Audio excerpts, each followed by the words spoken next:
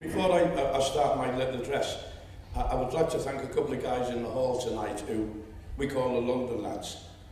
This campaign's been going on for over 40 odd years, and yet for the splitting tactic we haven't seen anything of them, but they've kept the campaign going.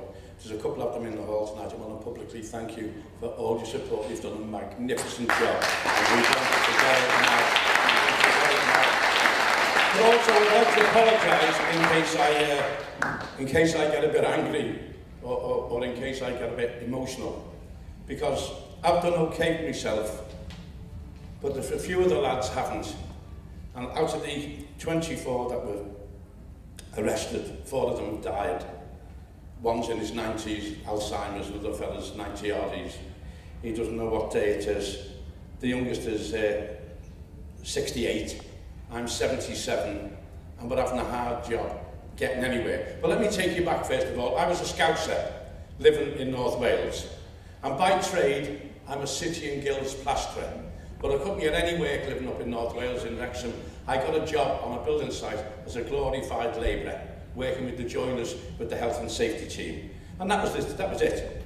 And then of course the building strike come along. But I must confess, I'd been a steward on various sites in the Merseyside area since the age of 17 or 18 years of age.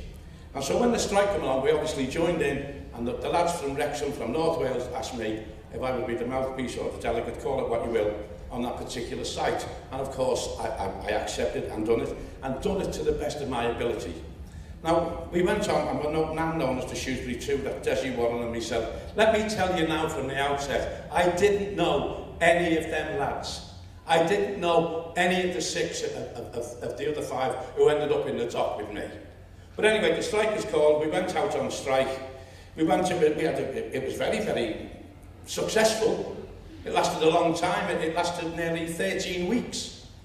And when I used to go around picketing, and I had to go out and picket some of my own family, by the way, who were building contractors and everything, and you have to go on, you have to bring them off the site, you have to say, come on, and it's obviously causes divisions within the family, but that's the job you've chosen to do, or you've accepted, you've got to go and do it. So you have to go on the site and say, Dennis, we've got to get the lads off, and that's it. But anyway, the strike was, as I say, was very, very successful, but it's the one and only ever official building strike there's ever been. The only one. I want to remember that because it's very, very important. But it was very successful, and as I say, it lasted a long time, 13 weeks or whatever it was, and we went all over the place, and that's when they started using the word flying picket really came into being. Because on the 6th of September we went around all these sites, and we're living in North Wales in a little village, and I was living in a council house, by the way, living in a council house with 2 small boys, and I used to take Clifton, my eldest lad, on my knees, on my shoulders, he'd be about 5, and I'd take him around the sites with me. But on this particular day we were going by coach, because we'd had a call we could go as far as Oswald Street.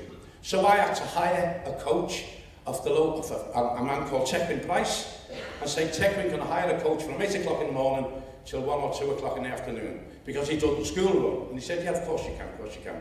And that's what we've done. And that is very important, and this will come out later. But anyway, we went on the picket, and we went round all these sites, and when we got to Oswald Street, which was round about 1 o'clock, where we thought was the last site, we had a distress call from lads to go, if we could go further afield into Telford.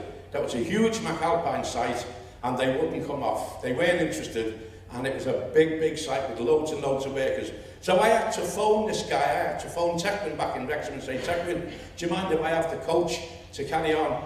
I won't be back now till 5 or 6 o'clock. And he said, that's fine. Now this is important because he was actually dragged into the court to give evidence to verify this, which he did, by the way. So we went on to this site, we had a great meeting,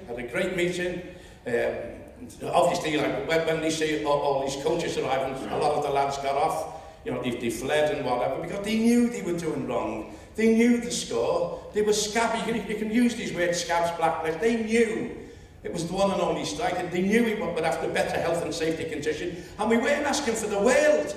We were asking for £30 for 35 hours. £30 for 35 hours. And in our industry, the health and safety was most important because someone died every day. The fatality rate in the building industry in the 1970s, and it's not much better today, by the way, was equal to that of the mining industry and the farming industry put together. you started work at 8 o'clock in the morning and you got soaking wet, you either went home and lost your pay, or you worked all day in them wet clothes, because there was nowhere to dry them. If you wanted to go to the toilet, you either got a cement bag and found a bush or a tree or whatever, or went home. And if you were lucky enough to find somewhere to go to the toilet, there was nowhere for you to wash your hands. There was no facilities whatsoever. And it wasn't uncommon, there was a lot of Irish lads working on the site, and it wasn't uncommon to see them sleeping in the cement hut because they couldn't afford to go into digs. That was commonplace. And I'll just give you one example. I used to go round on a Monday morning and collect the subs, the union dues, because by the end of the week the lads would be skint, because they'd spend most of the time, they were away from home, they'd go to the pub and they'd drink their wages. So I used to go round on a Monday morning and collect the subs. And I had a little Land Rover going around the site, and the man in charge of the job was 6'7". His name was Rick May. He was an Irishman, and he was from Wolverhampton, as half the site were Irish lads from that particular area. And I just want to give you an example of Rick's mentality. Now, this man is in charge of a roadworks, of a bypass, of bridges. And he said to me one day, Rick, he said, I want you to get me a staff. He said, I'm going to put, he had a big caravan on the site. He wanted it covered, he wanted it sheltering from the wind, and it's not fair enough. So he wanted all sorts of boarding put round it. He said, I want you to make me a staff. I said, what size? He said, 1 metre 2 foot.